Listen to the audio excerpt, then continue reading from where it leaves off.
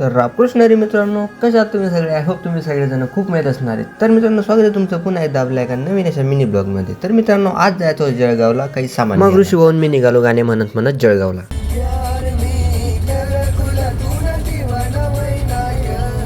त्यानंतर जळगावला पोहोचताच केला पोह्यांचा नाश्ता. त्यानंतर आम्ही निघालो युस्टा स्टोअरला. मग काय, कोणत्याही मोठ्या स्टोअरमध्ये गेले की पहिलं काम असतं आपलं स्वतःला आरशात बघायचं. तर मी स्वतःला आरशात बघतच होतो, तोवर भाऊनी एक पॅन्ट पसंत केली. पण नंतर काय झालं काय माहिती, पॅन्ट ठेवून दिली. आम्ही निघालो झुडिओला आणि झुडिओ मधून चक्कर मारून आम्ही डायरेक्ट चहा प्यायला. चहा पेली आणि स्टेशनचा रस्ता धरून आलो ट्रेंड्सकडे. तर ट्रेंड्समध्ये फिरून फारून लंबनी पण चवडं बिल काढून आम्ही पोहोचलो बुटाच्या शॉपमध्ये, कारण आपल्या भाऊला घ्यायचे होते फॉर्मल शूज.